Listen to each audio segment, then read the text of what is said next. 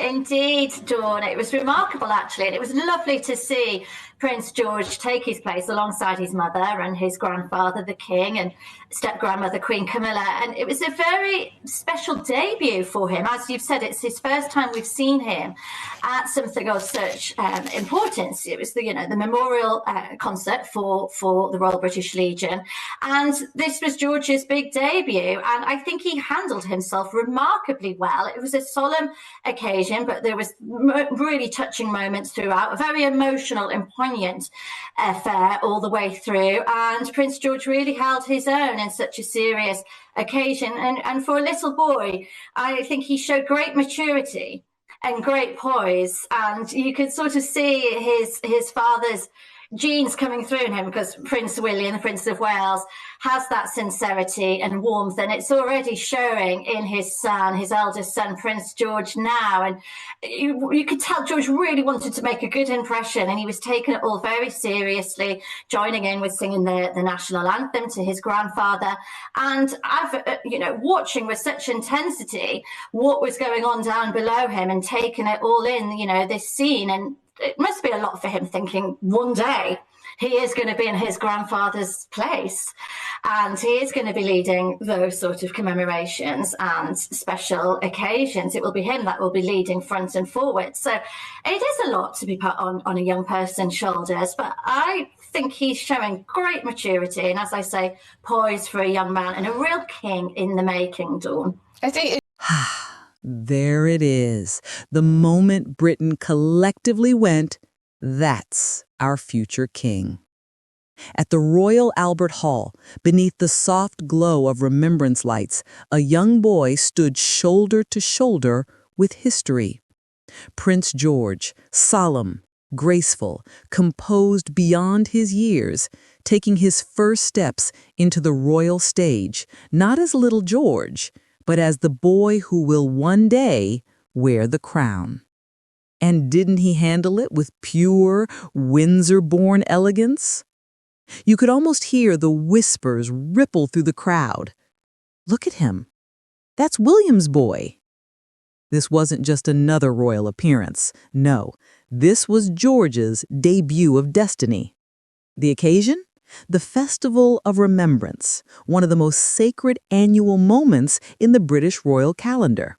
A night honoring the fallen, where tradition, emotion, and duty all meet in one quiet, unforgettable ceremony. And there he was, seated beside his mother, the Princess of Wales, dignified and poised as always, and just a few seats from his grandfather, His Majesty King Charles III. The symbolism couldn't have been stronger if the heavens themselves had painted it. 3 generations of monarchy, together, past, present, and the unmistakable future. When the cameras cut to George, something shifted. You could see it, that spark of understanding. He wasn't fidgeting, he wasn't distracted. He was present, focused, absorbing every note of God Save the King, every solemn silence that filled the hall. And that's when it hit me.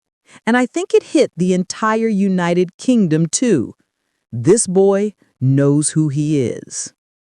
He knows what's coming.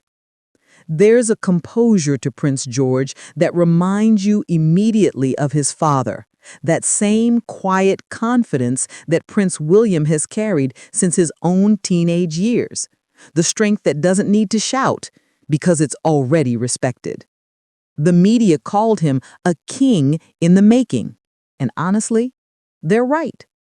Prince George wasn't just sitting in that hall as an observer. He was taking mental notes, watching how his grandfather led, how the family carried the weight of remembrance, and how to balance emotion with duty. And let's give credit where it's due. A big part of that comes from how Prince William and Princess Catherine are raising him.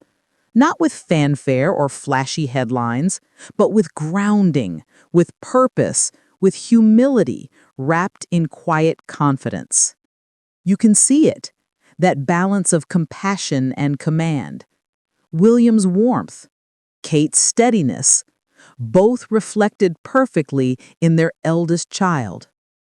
This was George's first major public duty, but it didn't feel like a debut.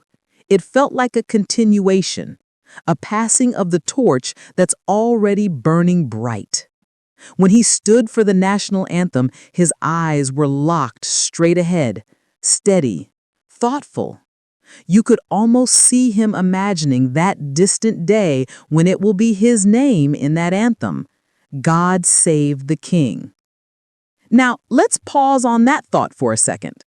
Imagine being that age, knowing that one day you will lead an entire nation, that one day every eye in that same hall will be fixed not on your grandfather, not even your father, but on you.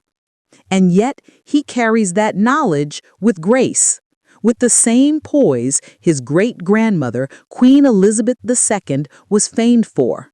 No drama, no ego, just quiet strength.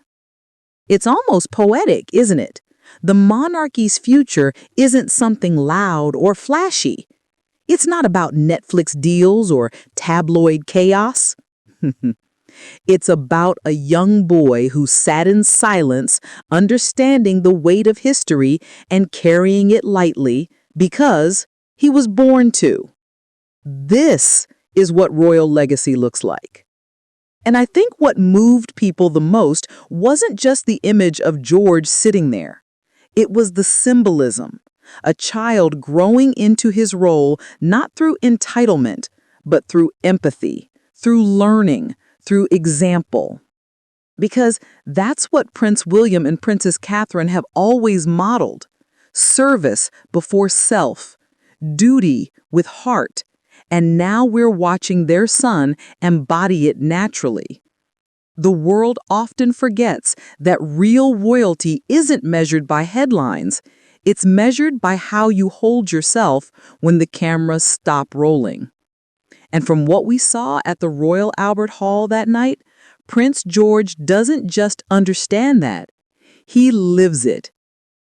You could see him singing softly beside his grandfather, eyes forward, chin high, holding the balance between solemnity and pride. A child, yes, but also something more. A symbol of continuity, a quiet promise that the monarchy's future remains strong, stable, and grounded. The commentators said he took it seriously, and they were right. He didn't need to perform. He didn't need to act royal. He is royal, through and through.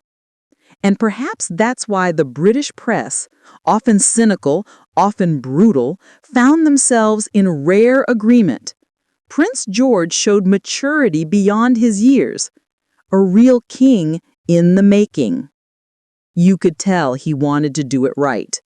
Not for the cameras, but for his grandfather, for his parents, for the crown he will one day inherit. And that's the part that really strikes the heart.